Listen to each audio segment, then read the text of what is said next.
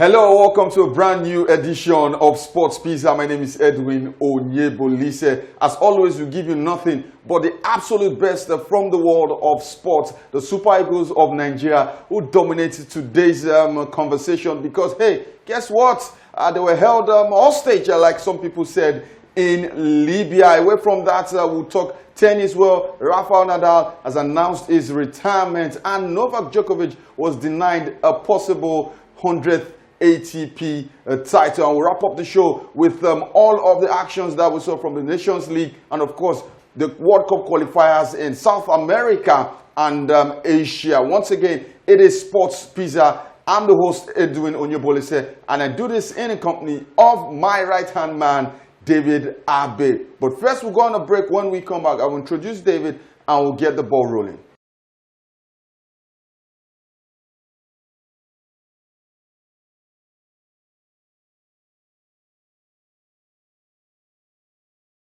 Welcome back from that short break. It's still Sports Pizza, and I have David on set with me today. David, how you doing? Edwin, I'm good generally, but I'm beginning to get tired of international breaks. The last international break, there was an injury to Martin Odegaard for Arsenal. And at this international break, Saka is injured. I do find you as an Arsenal fan, it's being selfish, but at this point, I know we are challenging for titles. We need our players, so I think if there was a way they could just cut it, but it is what it is. Okay, so before we go into the Super Eagles, let's just take this out of the bag. Now, there's been a conversation among football fans with respect to the international football.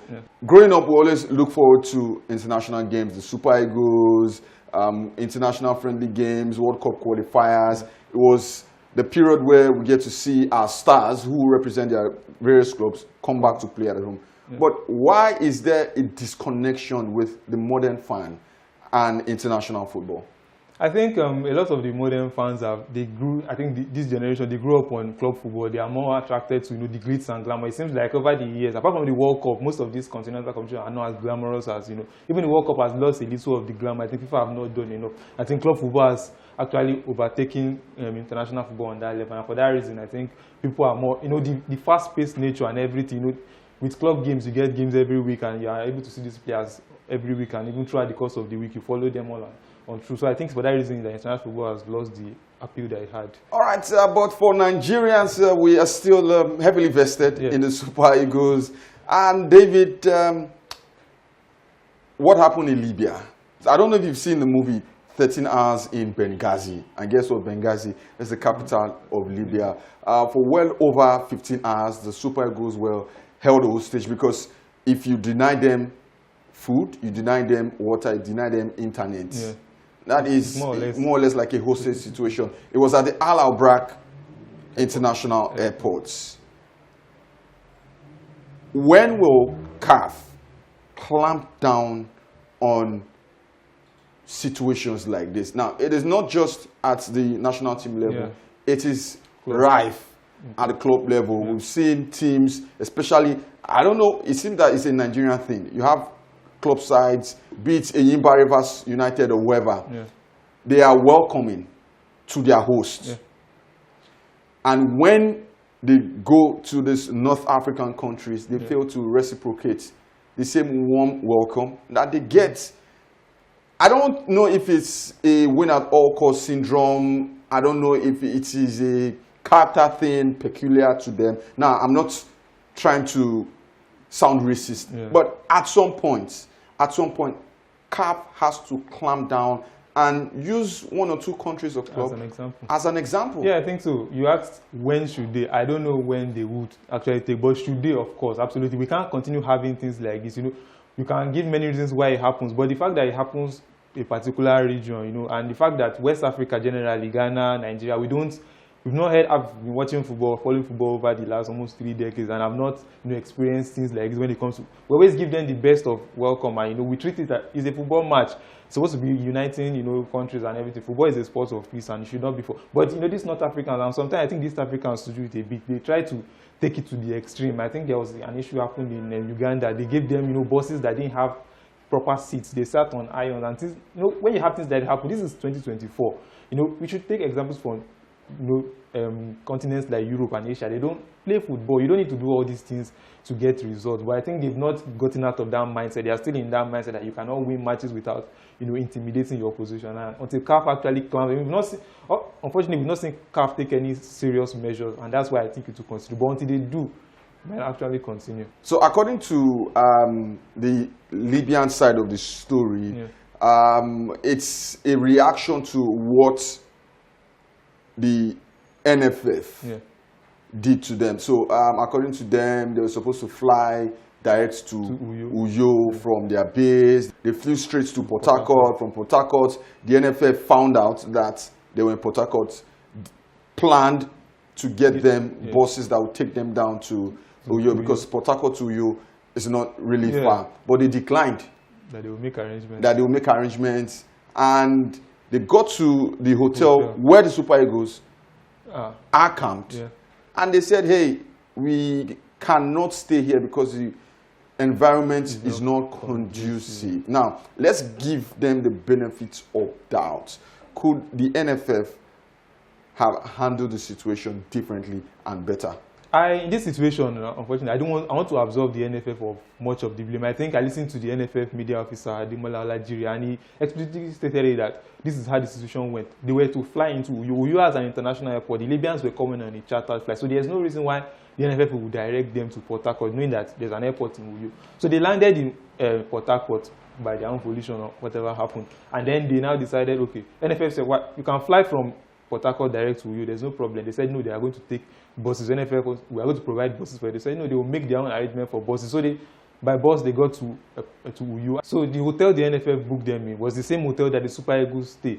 And they said the environment is not conducive, some facilities are not available. But I don't understand how that. I think these Libyans, when they travel, you look at things like, I've seen pictures where they travel with their own pillows, with their own water and everything. I mean, if you are going to a country where they will provide a hotel for, I don't see why you should be traveling with pillows. But their mindset is just, they've refused to move out of that mindset, and they like playing the victim. And even if things like this happen, we didn't see any major complaint to CAF on their own end. But they decided that the best way to do is to retaliate, and retaliate in double force, which is not right, I think so.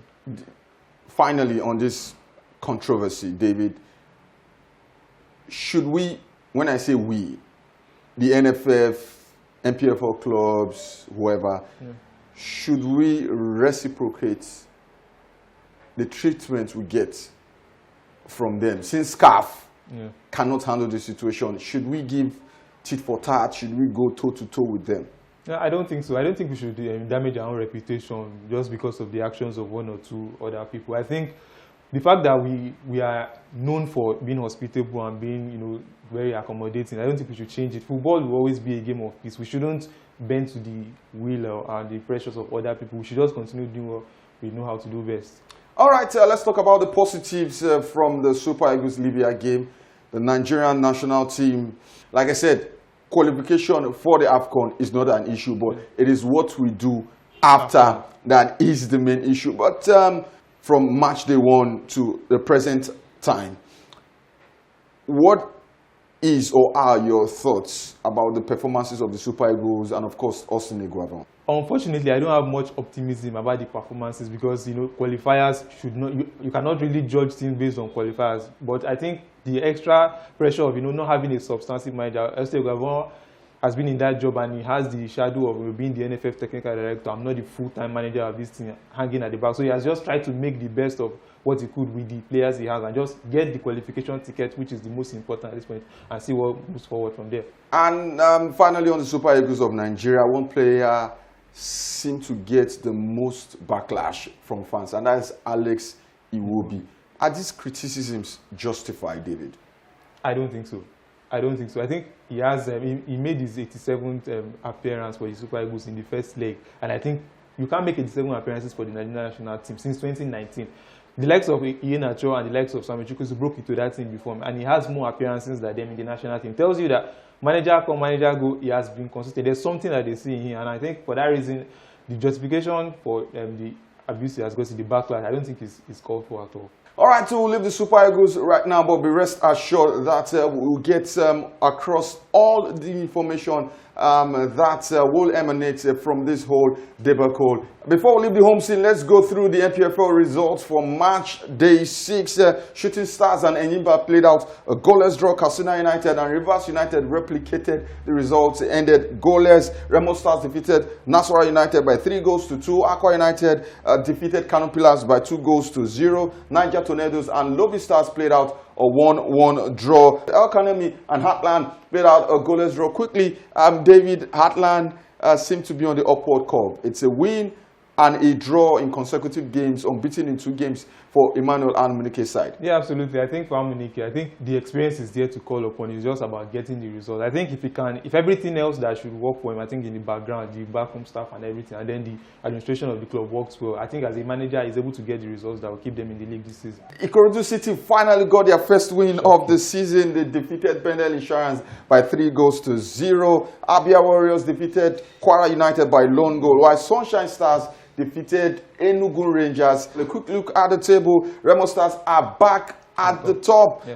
displacing Rivers United, who remain unbeaten after 6 games. Enyimba are third on the log, while Sunshine Stars complete the top 4. In the bottom 3, you have Heartland in 18th position, Lobby Stars are 19th, while Ikorodu City are still rooted to the bottom of the table despite that win. All right, at this point, we need to go on a short break. When we come back, we'll delve into the world of tennis. Well, Rafa Nadal announced his retirement. And of course, I will wrap up the show with all of the tidbits from the Nations League and the World Cup qualifiers. We'll be right back.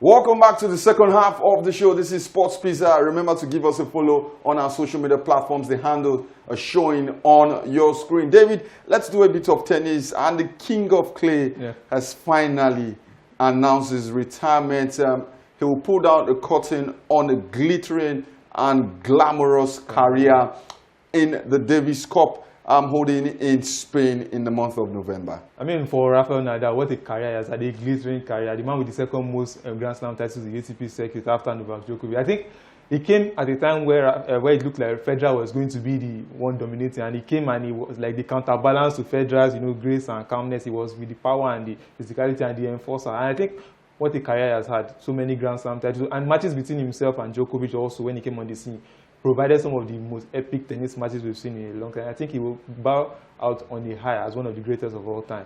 Who was his greatest rival, Novak Djokovic or Roger Federer? I think it's, for me, it's Novak Djokovic, because I think they more in the same era in terms of their age bracket and everything. But I think Federer was like, the herald to their own era. But I think matches between both of them were much closer. I think the fact that one of the longest Grand Slam finals was between Djokovic and Nadal. I think for that reason, Djokovic was his greatest rival.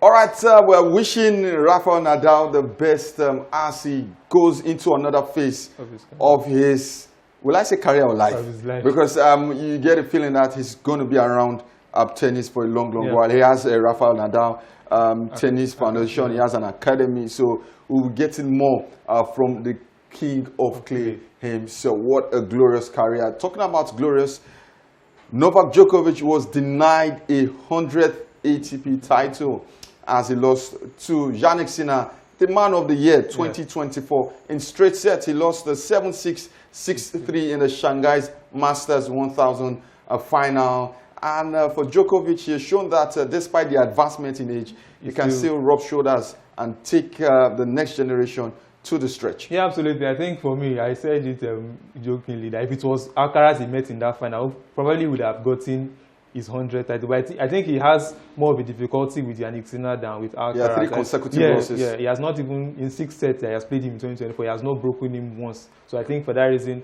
Jannik Sinner has shown that, he's the real deal. 2024 has been his year. Unfortunately, Djokovic came up against the man of 2024. I think his 7 titles on the ATP tour has been in 2024 for Jannik Sinner. So I think it's the future against the past. And we saw that game and it looked like an actual 37-year-old against a 23-year-old for the first time in a long while. But Djokovic is fantastic player. The fact he can still rub shoulders with these guys, amazing for him. And there's still more for him to offer. On Jannik Sinner, do you think the whole drug issue, the impending verdict from the CAS, that's the Court of Arbitration for Sports, will put an asterisk on his achievements in 2024?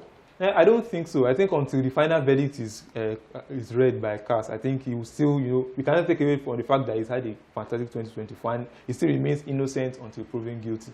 All right, finally, David, from the world of tennis, Aryna Sabalenka is the woman of the moment. Yeah, she defeated Kim Wen-zheng in straight sets at the One Open Championship. She became the first woman to win 3 consecutive One Open titles. She has the most consecutive wins in this particular tournament, breaking Petra Kvitova's record. Like I said, what Yannick Sinner can do, Aryna Sabalenka can also do. Yeah, absolutely. I think for me, the WTA, the way it's poised now, we have Iga Swiatek on one hand, we have Kugop on one hand, we have Aryna Sabalenka on one. But I think one thing that stands out is Swiatek is strong on clay. I think that's her strongest suit, but on hard court she's not the best. But I think Sabalenka is strong on hard court, and she has shown that on clay she can also push on, like Swiatek, who cannot, he has not shown much on hard court. So I think for that reason, I think she has the strongest shout to be probably the dominating force in the WCA circuit, because if you can improve her performances on clay, added to her strength in hard court, I think, and also at grass, she'll be the player to beat in the WTA circuit. All right, we're looking forward to the WTA finals and, of course, the ATP Tour finals. We'll leave tennis and go back to football. The Nations League, we saw some games, some shocking results, some fantastic performances,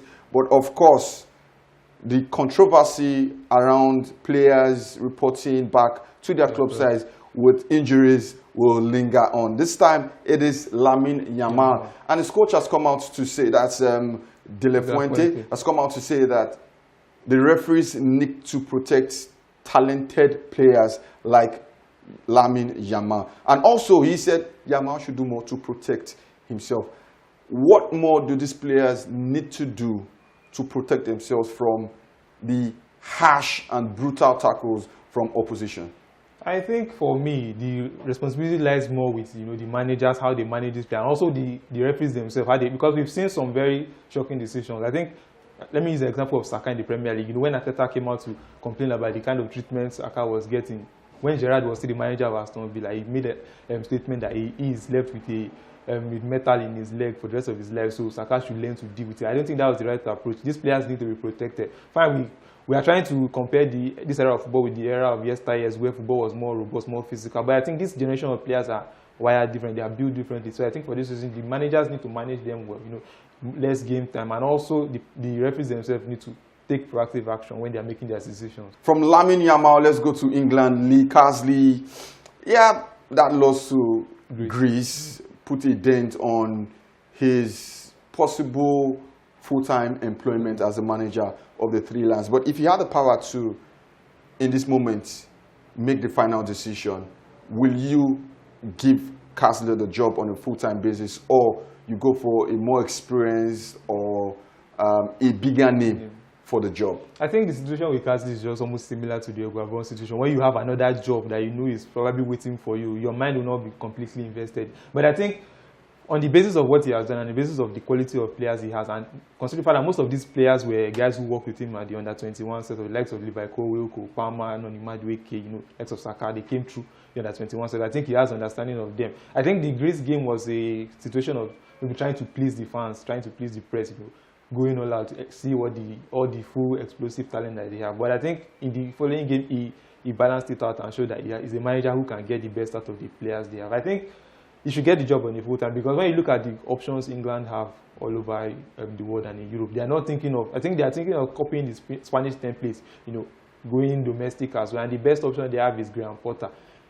Side by side with Lee Carsley, I think for the national team job, it's not all club managers that can be good at national. So I think Carsley is the best option they have at this point in time. All right, that's enough of international football, because club football resumes this weekend. I can see a smile on Davies' face, and Liverpool are in for a hectic period. You go through the fixture list. There's Chelsea there, there's Arsenal there, there's Manchester City in the mix. Then they have one or two tricky ties in the UEFA Champions League. We'll be giving you all of the reviews and previews from the biggest games in Europe. And not just Europe, of course, we'll give you all the best from the local scene. This is where we drop anchor on today's show, Sports Pizza. It's been a fantastic time with David, going through all of the talking points on the rundown for the show. My name is Edwin Onyebolise. We'll leave you with our video for the week. Do give us a follow on our social media platforms. And David, it's been a pleasure having you once again on set. Edwin, it's always a good time to be here with you discussing sports. It's a good time as always. From Abe David, it's goodbye.